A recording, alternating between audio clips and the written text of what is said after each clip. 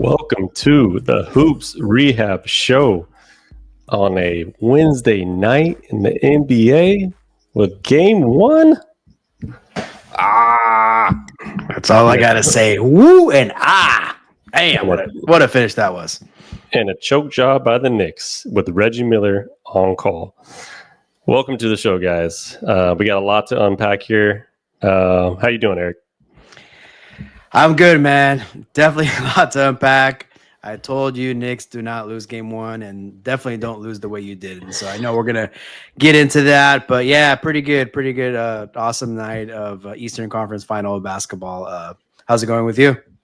Good, man. I mean, nothing's better than watching Indiana and New York and just having Reggie Miller call that game and my son watching it and me telling him about what happened all those years ago. Oh, yeah. Man. You got to relive it tonight. That's the funny thing. Got to. All right. So as always, everybody, I am the Gameinjurydoc, a.k.a. Evan Jeffries. You can follow me at all the social media platforms.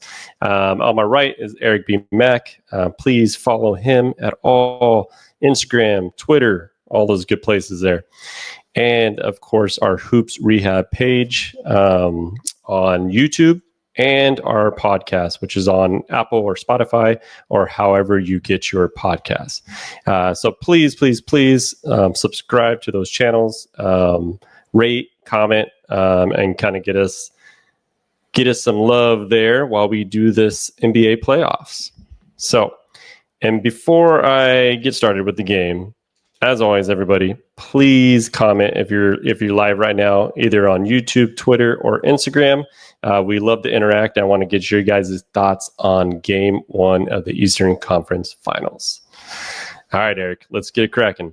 So, I mean, I had so much to say about the Knicks. I know. We had it all queued up. I had some notes in the first half. I'm watching the third.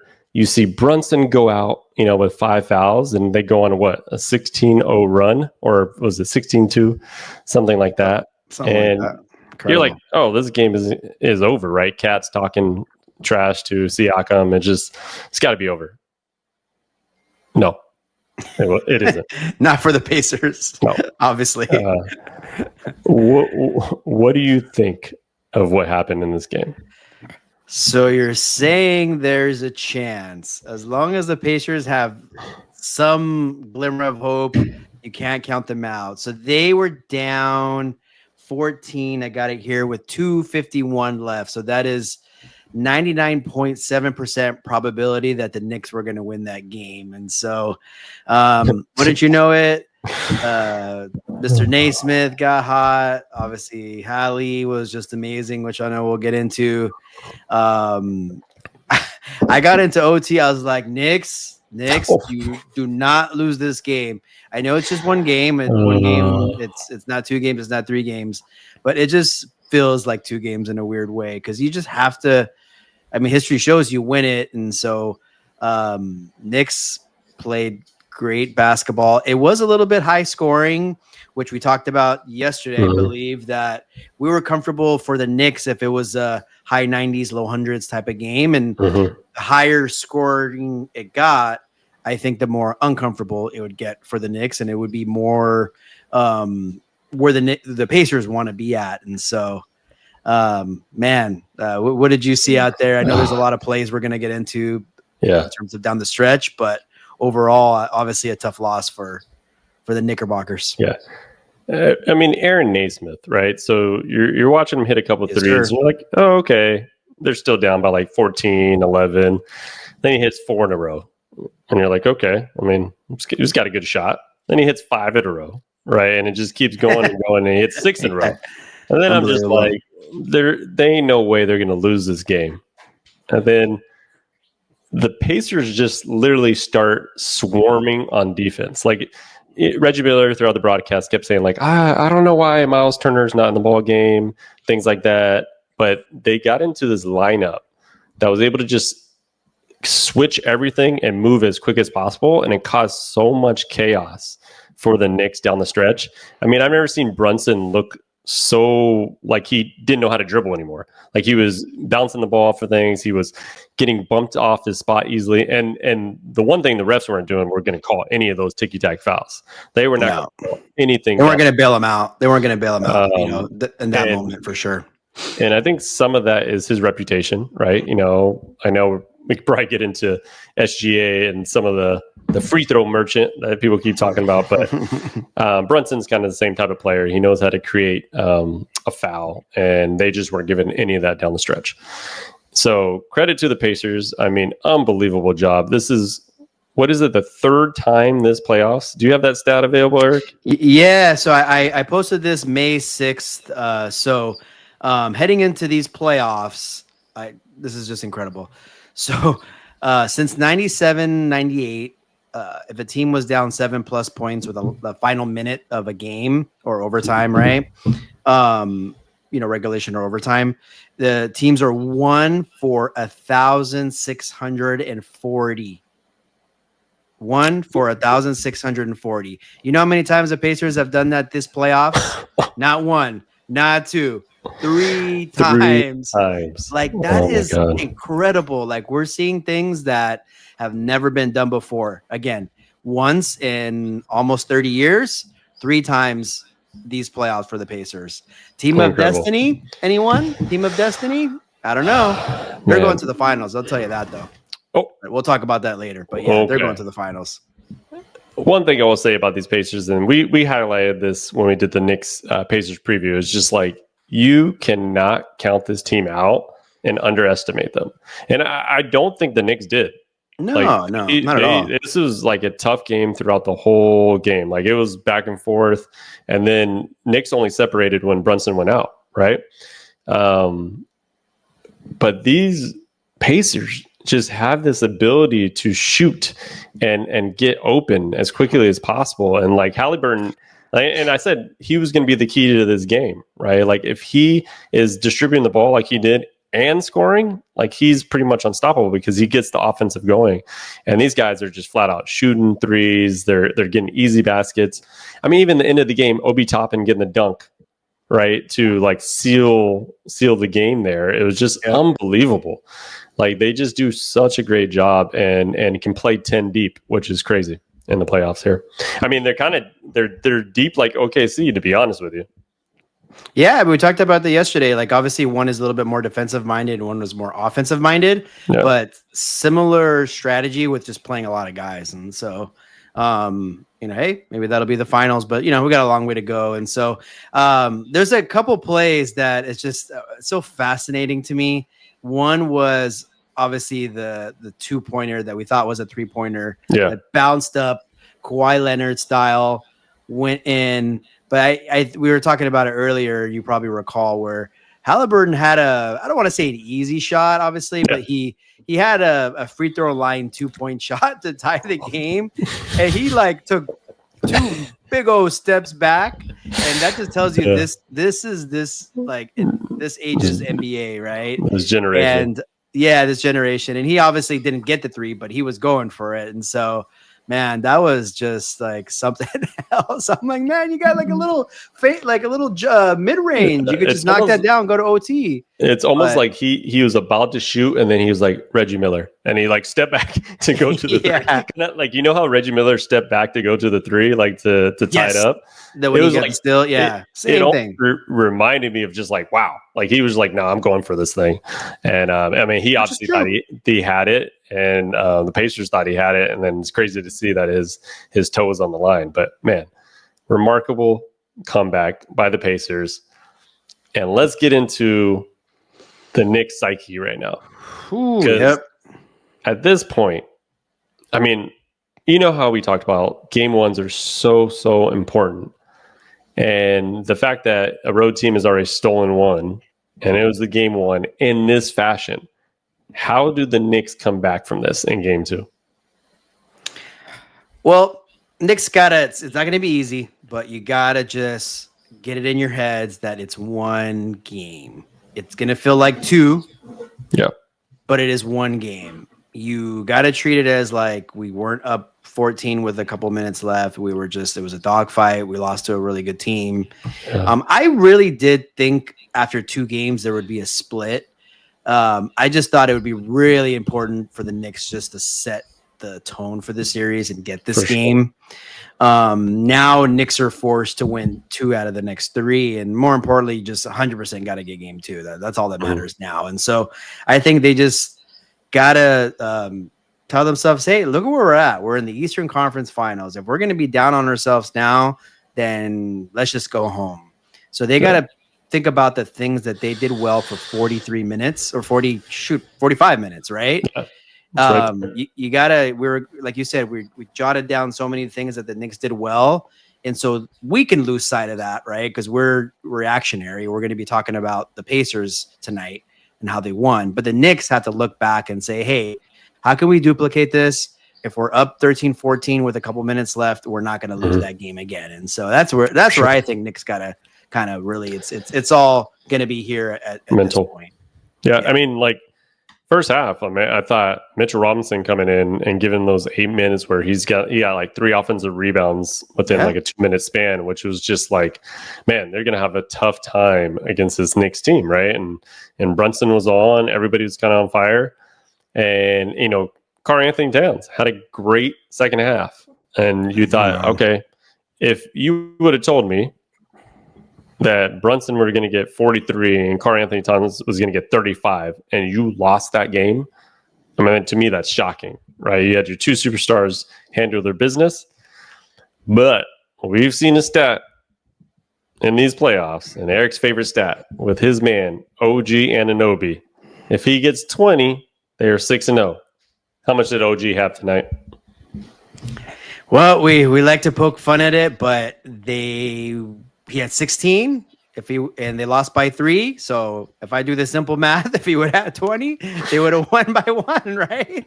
That's the funny thing about it. So, I mean, it's not like, they all had good games and they just shouldn't have lost this game. I mean, offensively, you did mention earlier, they were definitely shell shocked once they came back, but you can't blame their offense. Obviously they definitely scored a lot but there's some other things they're going to have to shore up, but that's just funny to see that he didn't get his 20. So they lost. Yeah.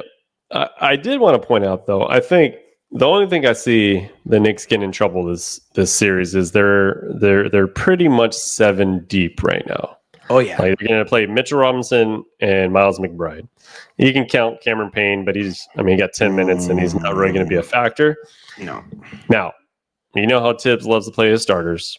And this is a Pacers team that runs nonstop and they come at you, right? Their starting lineup, they only had one guy play 43 minutes, and then that was Siakam, and then Tyrese was at 42. And the rest were in the 30s, and they had a bunch of minutes off the bench. So they're going to keep coming after you. Even if the game is close, the problem is the Knicks could fatigue down the stretch based on how many minutes they're playing, and maybe they're just not getting enough rest. And this could be like every game, right? Where it's like, oh, it's a close game. And then all of a sudden the cardiac Pacers are making that comeback and they're speeding up the game when the Knicks are tired, right? So I think that's something that we have to look out for moving forward in the series. They're playing every other day. It is something that we have to look kind of out for. That's why this game, you had it, Knicks. You had it. This is a game you had to win. And this is why sometimes I can't bear have a team that I enjoy going late into the to the playoffs and you lose a game like this. It's just I'd be very distraught. And so it's a tough one, man. Like you pointed it out. Like they're gonna have to win 4 of these things with 7 guys, and they had one at their fingertips and lost it. And so that as the series carries on, and Indiana's not going to slow down. They're going to make you go at their pace. And the depth of that team could ultimately be the difference. Yeah. I can't imagine what the Knicks fans were doing after this game, walking down Madison walking out of Madison Square Garden. I can't imagine the vibe that we always see the hype videos of when the Knicks win. I can't imagine this vibe, because the thing is the Knicks are so used to losing It's like in the playoffs, at least, right? When you get to this stage and you have a collapse like this, and you've already had a collapse like this against the same team, it's so detrimental to their psyche. I mean, I hope like it's not, right? I hope we see the Knicks come back in game 2, get the win, and then we gotta. I mean, I want to see 6 more games of this. Oh, so yeah, I don't know who doesn't, right? So I think the Knicks have to just almost. I mean, yeah, you can watch some tape and figure out what they were doing at the end, but you almost got to just watch this and just put it out your mind. Go into tomorrow, get around and shoot around or practice whatever they're doing on their off day, and just get it out of your head, get your reps in, and then get back to game 2 and kind of figure out it from there. Yeah, I mean, as I mentioned, Knicks played really, really well, and they did all the things they needed to do to win the game, except the last 251. And so, they got to take a few things away from that. I'm sure Indiana's going to probably tell themselves, hey, we don't want to get in that position again also, right? And so the New York, I don't know if you noticed, but the end of the game in the OT, the New York crowd was just silent. Sense the nerves, right? Yeah. Like that rocking crowd was like, oh shit, we are about to blow this thing. Mm-hmm. And I was thinking maybe Knicks will still pull it away. Once it was ruled a 2 by Hallie, I was like, I mean, I thought Indiana would had the obviously the momentum, but I was like, okay, maybe like this just tells me Knicks are gonna take this, and they sure didn't. So man, they really got to flush this because it's game 2 will be here before you know it. Oh, for sure. And just moving forward, it's like playoff Haliburton is just becoming the real deal, and it's so much fun to watch because when you have a player, it kind of reminds me of like when Dame had that one playoff run where he did the bye to OKC. Yeah. He hit another big shot against Houston. And you're going through this run. I mean, they obviously didn't make it to the finals and things like that, but you're going through this run, and it just takes your level from elite player to like that superstar status. And I think Haliburton is here, and he's getting to that superstar status. And he takes his game to another level in the playoffs, almost like a Jamal Murray, where it's like regular season handles his business, but when he gets into playoffs, he's ready to roll. So it's fun to watch him. Yeah, I mean, for sure. I think we talked about it where it's interesting that he does perform, at least for now, throughout his career, a lot better in the playoffs. And if you had to choose one of the two, a regular season or playoffs, you'd want your best player, so to speak, to perform in the playoffs. And he's done that. He's, I mean, a big 31 tonight, 11 assists. He was playmaking. He was hitting the big shots.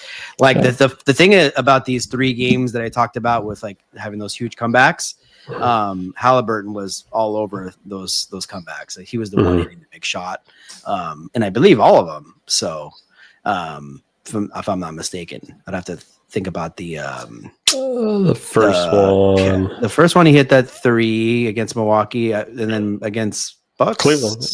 I mean, Cleveland. I think he got a layup or something. Yeah, I have to look back, but I'm pretty sure he was. He was. Pretty sure it's all 3 games. Yeah, and so obviously Nesmith was like instrumental in bringing him back, no doubt. If it wasn't for Aaron Nesmith, they wouldn't have been there. Like, he was just coming off screens, and then they started setting up plays for him, and it was just nonstop flamethrower at the 3-point line. So I know, and I forgot Nesmith was actually drafted by the Celtics. He was on the team for a couple years. Traded for what's his name, Brogdon. Yeah. And I was thinking about it. So last year, Indiana made the Eastern Finals, and they lost game 1 in not like very like similar fashion, where they really, really had the game against Boston, and then kind of choked themselves. And so you can see that maturation, process of like a year later, them being the ones to come back. It's pretty crazy to see. Yeah, it's fun to see him grow up, and we got to remember, our eyes, Rick Carlisle is the only one left that's won a championship. So he's bringing some just offensive schemes, just the way he's getting his guys to buy into what they do, and believing that they can actually win this thing is incredible. And my question to you, since it seems like you think the Pacers are going to win the series now, if they win the series, I mean, do they have a legit shot based on how they're playing? Yeah, I mean, I think if you make the finals, I mean, there's been times, right, where somehow, some way, some kind of random team like Miami a couple years ago made the finals, and you're like, against Denver. I would definitely have to. I still would have to favor the West, regardless of which team it is. Mm-hmm. But I mean, gosh, if they make the finals, I mean, what can we say? We cannot look past them. I mean, they're the way they're playing. They're gonna make it really tough. Like, I think whoever it is, it's gonna be a long series. And if Indiana, like, I think it would be such a. I know, like, it probably wouldn't draw that as much Indiana OKC, you know, but it would be fascinating in terms of like styles and how both teams want to play. Just to see that clash, and you're going to see a lot of depth. So you see a lot of good basketball. You're not going to see, you wouldn't see tired players and things like that, other than like the normal, you know, obviously wear and tear and being tired in games. But yeah, I mean, to answer your question, like if they can get through the series, which I think they have a really good shot to, then the Pacers might be winning their first NBA championship. Oh, I hear you there. That'd be something. No, I think the media and a lot of basketball fans are probably rooting for the Knicks to get there, right? Because it's a good story. You know, seeing the Knicks kind of get to the finals finally after all these years. And they got some great players on their team. It just, man, what Indiana's got right now and how they're playing is pretty remarkable. And it's going to be fun to watch this series and see how it turns out. But I can't imagine how Stephen A. Smith is feeling tonight. And I want to see what he says on First Take. I know, yeah, because obviously TNT was hosting it tonight, and it was funny seeing those Charles Barkley and them were just so silly. Like Charles Barkley was like, "Man, like Knicks can't play this game. I don't think this is probably the most they've scored all season long." And then they like looked into the stats. They're like, yeah, they scored like 140 plus like 5 to 7 times this year. And he was like, oh, well, you know, it's just funny, like, you know, Charles. They're terrible. No, he's gonna blast out stuff. But I mean, the Knicks can score, Pacers can score. We knew that, and we knew, like, yes, they've been playing better defensively in the playoffs, both teams, but we knew this was going to be an offensive series, and it's probably going to be legit entertaining. And I think this Final Four teams are just going to be so much fun. Like, I felt like, obviously OKC and Minnesota got into a little blowout towards the second half and things like that, but I think that series is going to be close. So we're going to have a lot of fun basketball over the next week or two, obviously a couple weeks for the finals, but man, it's going to be fun. So yeah, like I was getting ready to talk about tonight how this game was semi-similar to the game last night, where it was kind of close, and then one team pulled away. And this, you know, it was the Knicks, right? They went on a big run with Brunson on the bench with 5 fouls. And little did we know that we'd be talking about one of the crazier comebacks in NBA postseason history. And so, yeah, it's going to be fun. I anticipate Minnesota tomorrow, which I know we'll get into a bit in a sec, but Minnesota definitely having a better effort.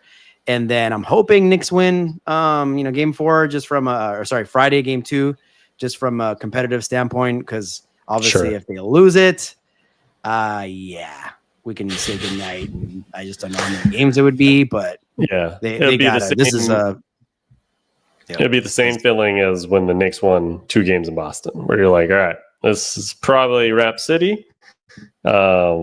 But let's see what the Knicks are made of. I think they're much stronger mentality-wise. It just not a good loss to have. Yeah, it wasn't their night at the end, that's for sure. Yeah.